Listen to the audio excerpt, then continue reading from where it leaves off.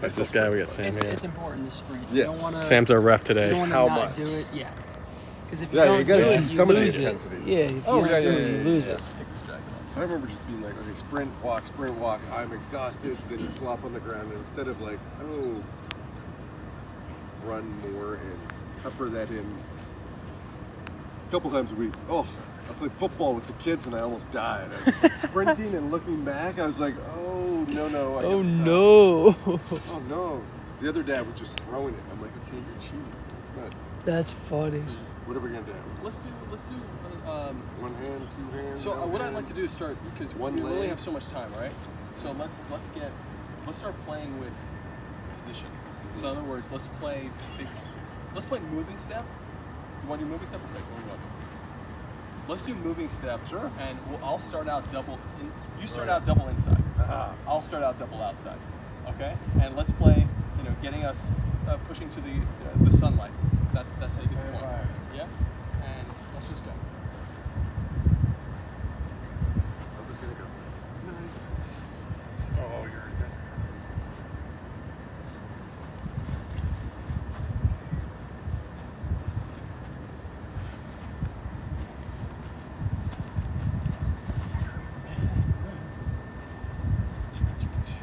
Okay, so let's I'll start double. So the reason I want to talk about this is for strategy, right? Yeah. So strategically, we're working on how do you make any position your position. So we're working on mindset right now. So for you, double outside. Notice what I did on double outside. First thing I did, I created this structure. It's from our neck bone. And this structure, this handle, is in judo and in Greco-Roman, right? Alright. So we're here in judo and Greco-Roman, and we're creating space, and then we take that takes away and come in, right? So you're gonna use these structures to create shapes, and then think about stepping off the line to turn my body when you want, and just play with that strategy. And I'll go with You're you. going inside. Yeah, so I'll go inside, create this, so connect here, open the So fingers. it's like up? Where you feel, normally I would play, normally I'll play down here to push on, see how I'm affecting your breathing? So I'm pushing on the belly to affect your breathing. I'm timing my handle. So in judo or Greco-Roman, you may not talk about this, but we're timing the handle with the inhalation and exhalation.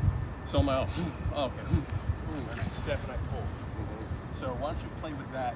And notice that it's connected on the bicep and here. So it's, Yeah, that's what I was thinking. yeah, so it's a full, the full arm is actually doing, the entire position at any angle is being engaged. So never are you just focused on pushing on my belly. You're connected to the whole arm and my belly. I want to grab this. So I don't want to let it go. So you don't play, just play here. Okay. Yep. And make sure this hand is active. And aim for my elbow in this hand. Good stuff. Even when you're not on my elbow, the aim is there, meaning that you're ready to go to my elbow. And now retract this leg and turn. Keep going. Good stuff. So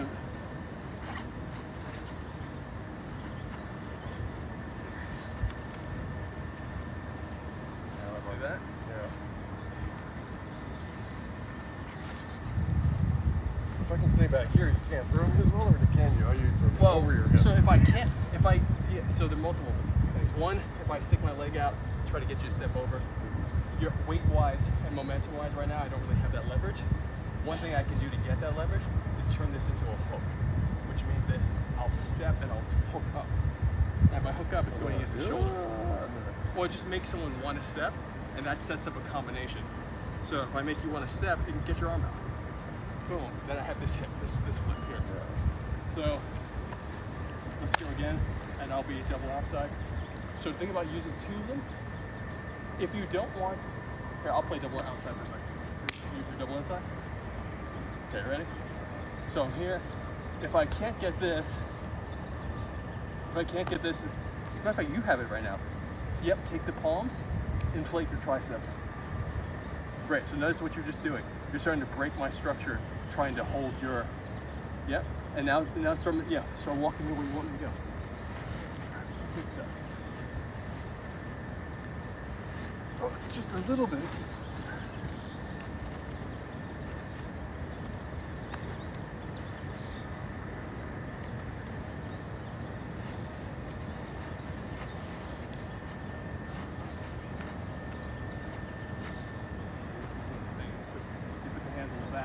Creating a pressure circuit.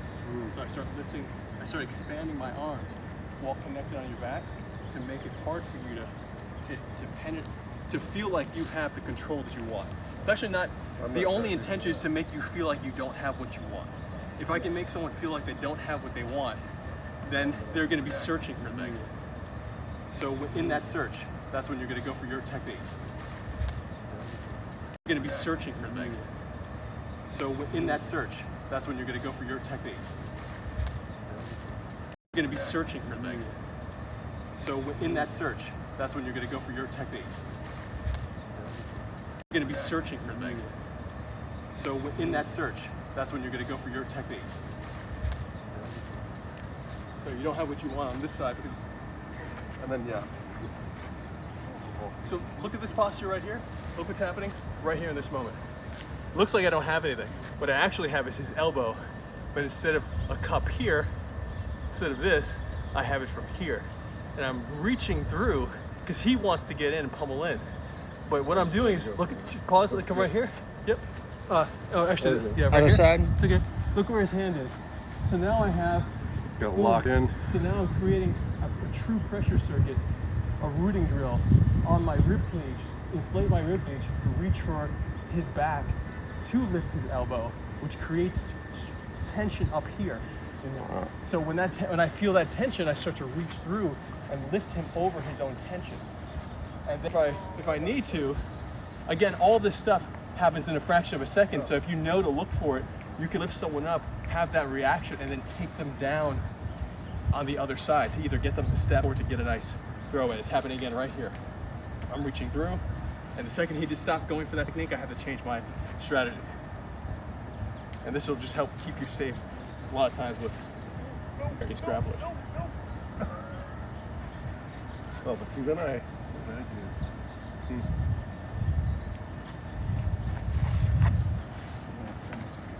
Set it up, and we gotta use the caging on the knees.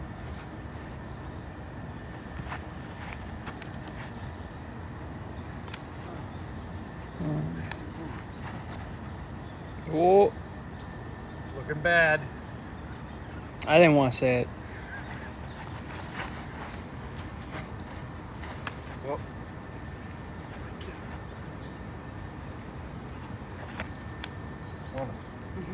can't grab my legs, but he can just suplex me.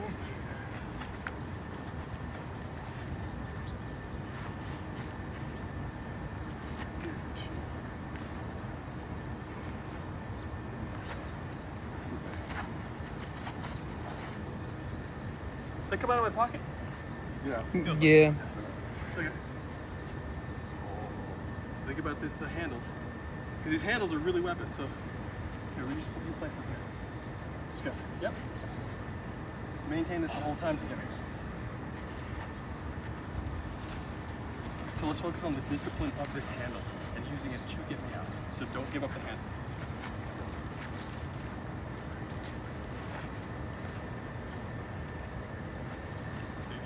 I know. Take it down the other side. You have it on the other side.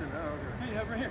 Go for it. So notice that this takes an entire side away from your partner. No. So this can keep you safe. Amazing. And Not just need your hand. exactly. Oh, your hand went out. So hold on. Go back to it because that's important. You can block the other hand with the same hand. It's a huge deal. This is if you're sparring, you can use this to block this hand and uppercut in the face. Oh yeah. You know, so like, you have a lot of we're stuff playing here. that? Yeah. No, we're being friendly. We're being friendly.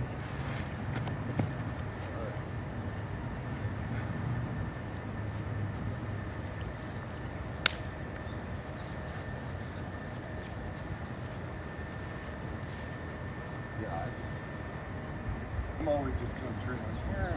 Well, you just want to make the game more sophisticated for Yeah. yourself, right? Mm-hmm. So aiming for the elbows is great. You go for the to Yeah. yourself, right? Mm-hmm. So aiming for the elbows is great.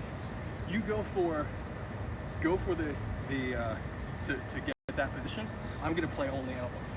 Oh, you mean go for the overhook? Go for the handle. Yes, let's call that the handle. Okay? So you're gonna go for the handle to get me out. I'm gonna do my best to defend by just aiming for elbows. Maybe I'll do some caging with the knees. Yeah, it's weird wanting your arm to go, wanting for you to get an underhook those.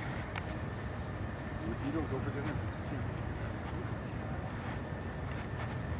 Well, you gotta close the distance. You gotta maybe arm drag me. There you go, you got something. Oh, yeah. So I have an under. You're getting, there we go. Have to get your back. So notice that feeling.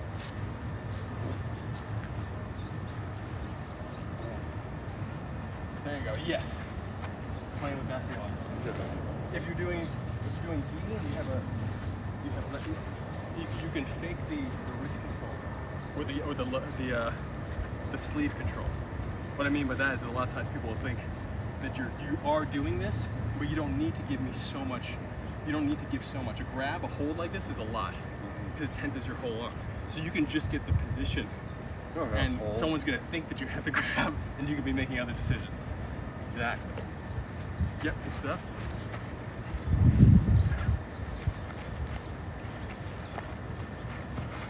Good stuff.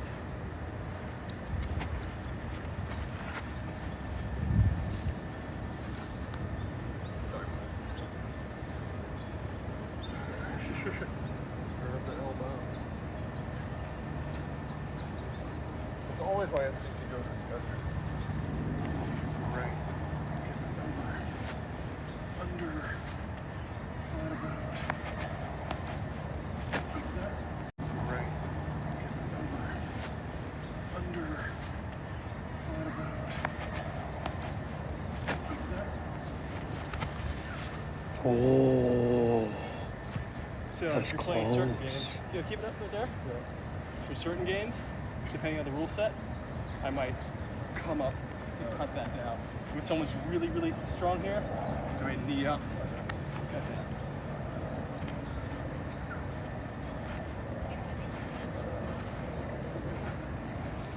So this is great. So now I feel in danger. That's awesome. Good stuff. Good stuff. there we go. Yeah, that was.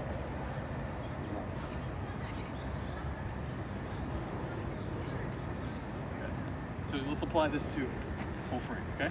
Okay.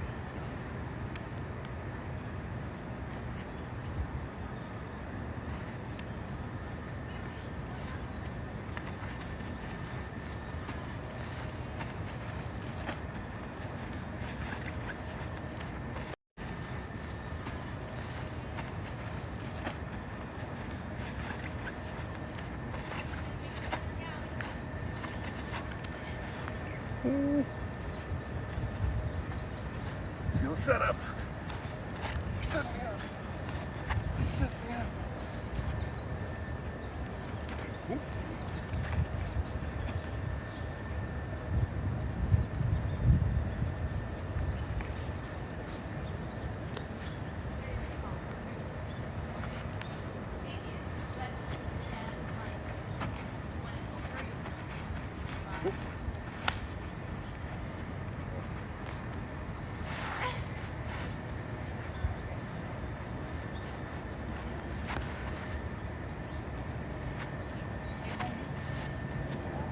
I mean, yes, everything.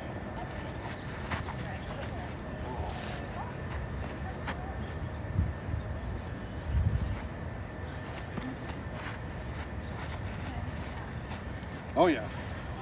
I got it. I got the over.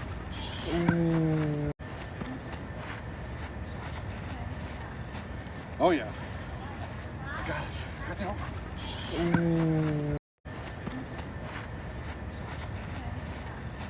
Oh yeah. I got it. I got the over.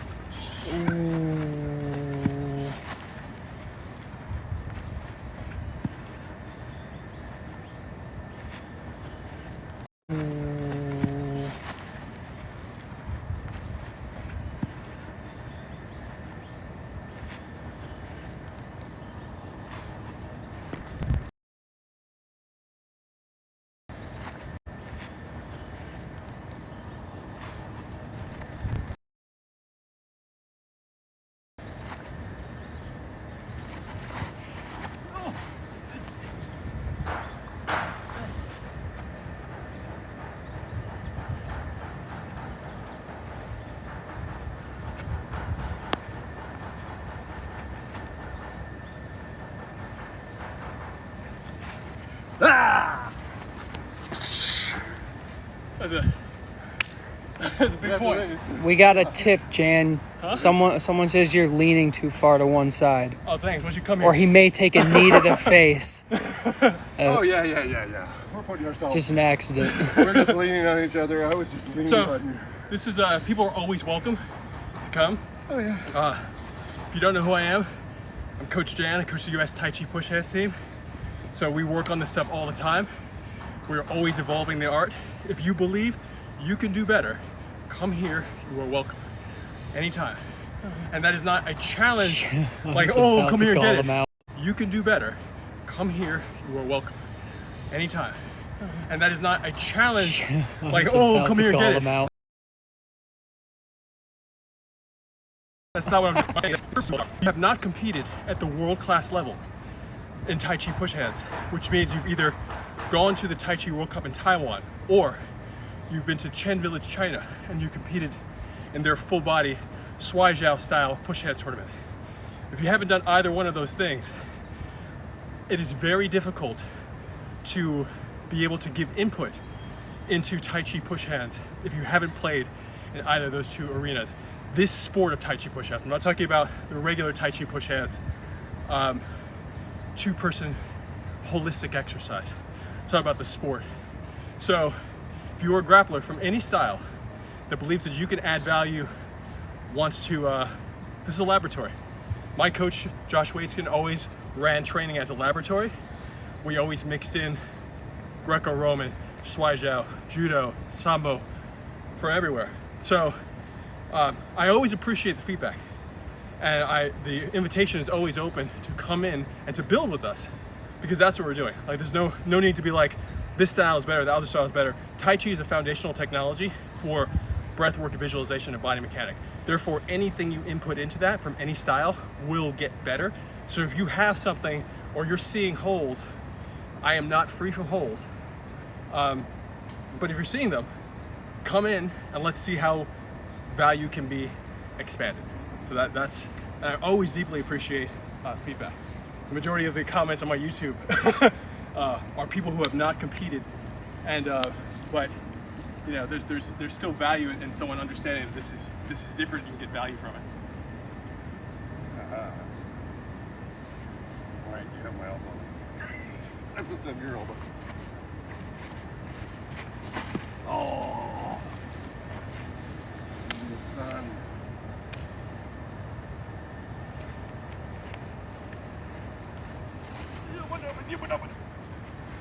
The sun is shrinking.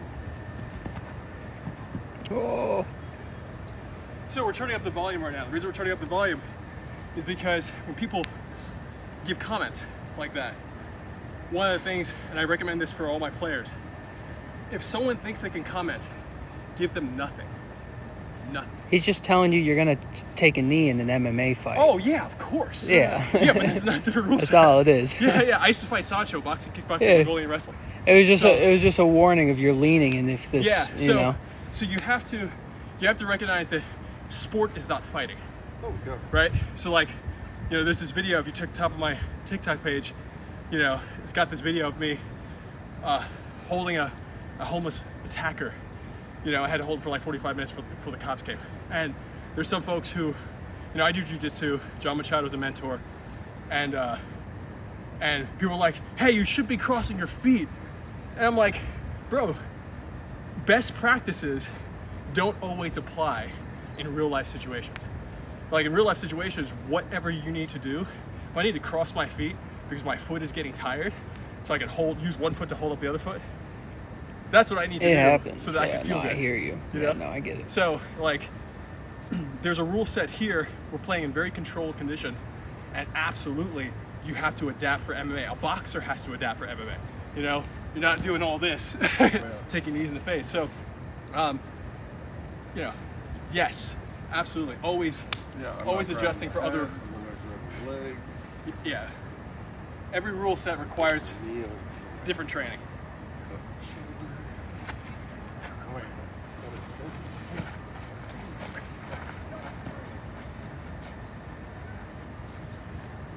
Okay, so that's rapid fire turning, right? Oh yeah. So when I say rapid fire turning, it's that I might push here to know that he's going to go the other way, push here. The second I see that straight line, push up. And I just keep doing that. It's a 1, 2, 3. 1, 2, 3. 1, 2, 3. I agree, Magic. 1, 2, 3. And you can As the slide head under if you need cameraman, to. if you can hear me. So some guys will use the head too, which is totally just great. trying to create distance. I'm like, you know, Dude, the officer I was training with on Thursday, he kept on putting his head in like that, and the guy's like maybe an inch taller than you know, and he's like, whoa, dude, it was like, that's why I was so sore. I had to carry that weight. They're headbutting people, crazy. A headbutt to my sternum. I like my head. So all we want to do is be super, even here, check this out. This is the dropping of the elbow we're always talking about. This is it applied to just this connection. All I want to do is make you uncomfortable here as I transition. So even my transition should make you uncomfortable. So I'm like, hey, okay, look, here. Now we're playing here.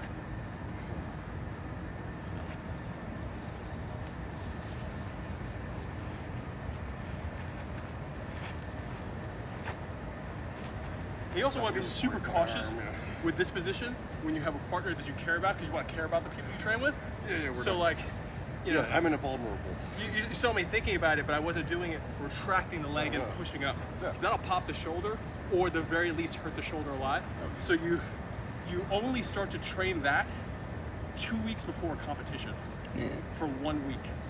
Meaning, what I mean by that is that you only start going hard. You have to have an agreement from your partner, from your tournament training friend, that you can go all out. And you know to protect yourself, so you don't allow yourself to even get into that position. But you know that if it does happen, you're gonna hook the arm. I gotta keep your shoulders up or something. I would never. I trust you. And the guy holding the camera hyperextended my thumb yesterday, so like protecting that. It's an accident, he's a man. wrestler, It he is put me on the my heat back. of the moment. It is the heat of the moment. I sprawled and I thought I got it, and then he like crawled around my sprawl Yeah, and then lifted me up. yeah. See, But I felt very taken care of. Felt nurtured, putting you to bed, tucking you in.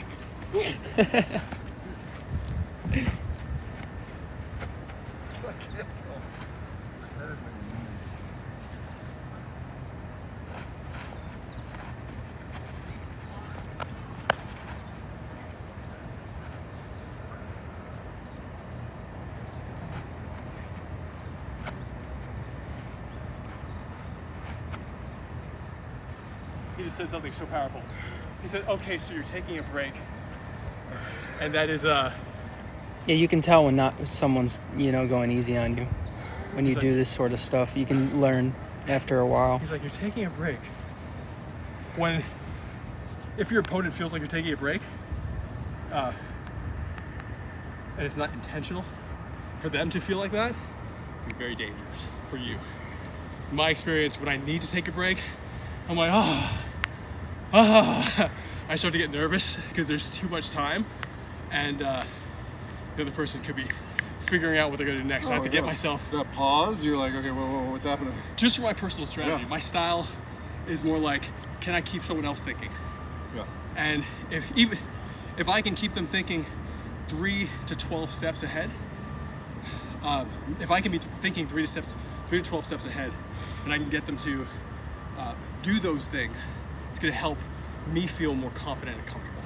If I'm only like 1 or 2 steps ahead or at 0, if I'm at 0, I'm like not feeling great. Well, it's our feeling all the time. But Against we're you. gonna keep on. We're gonna do a few more. Our wonderful guys gotta. I gotta get out. bounce. So let's give a shout out to. I won. No, just kidding. Sorry.